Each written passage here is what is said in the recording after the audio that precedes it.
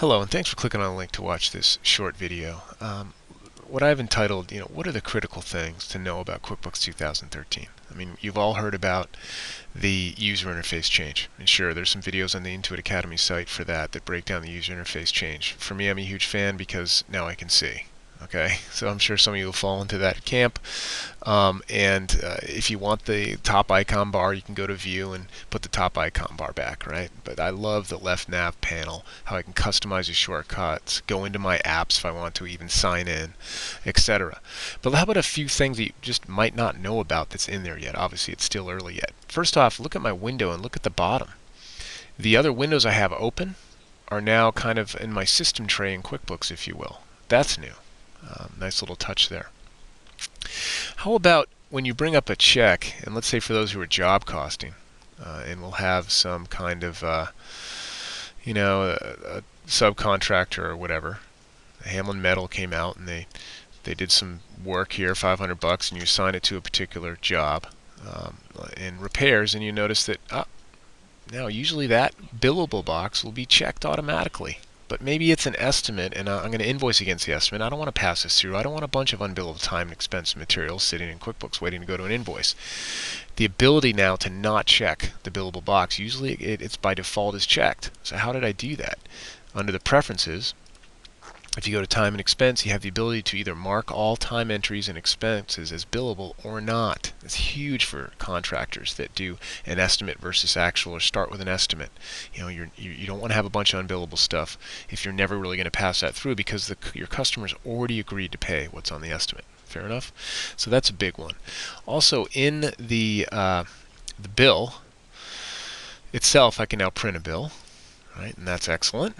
You couldn't do that before, as well as I can expand the bill up here in the expansion, part of the user interface, but also you notice the new forms ribbon, and there's a video in Intuit Academy on that, but I can click this icon up here and expand the bill to almost the full size of the program. So you just have a maximized or super maximized window, if you will, and you can expand that, and you can also close the ribbon.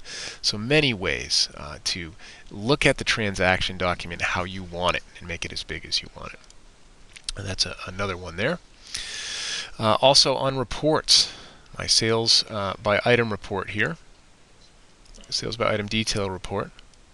You'll notice that the inventory items now pull over the description. That was never the case before, and that's great for people who are doing inventory, because a lot of manufacturers, wholesale, retail might have an item code or a number for the item name, right? And it's really hard to tell on a report. Well, now I have the description, which could be the name itself, so that's also in there. The profit and loss report and other reports, you can now expand and collapse sub-account rows or other account rows instead of just all or nothing, right? Now you can actually expand them and collapse them within a row itself. Another critical change to the online banking center. If I were to go to the actual, let me blow this up a little bit. If I go to checking, I can actually create different renaming rules.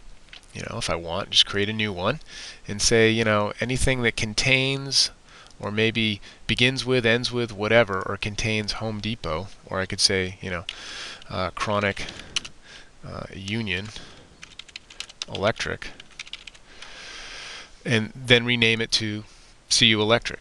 And so it's much more sophisticated renaming rules when you do download your bank transactions from the bank, and they throw a date or a number onto Home Depot or 7-Eleven or whatever. So this is much easier to manage the actual renaming rules. Okay. Also another one to call out for 2013. And finally, that if I go back to the App Center piece, where I can go to my apps and I can actually sign in to the App Center and put in your user ID or what have you, and it'll validate it and put in the password you have. This is for any of the online add-ons or applications you use, whether they're Intuit or not, that will connect with the QuickBooks company file. And you'll see your apps there, and you can actually stay signed in. These are some of the critical features new for 2013, other than just a big change for the user interface itself. I hope that was helpful. Have a great day.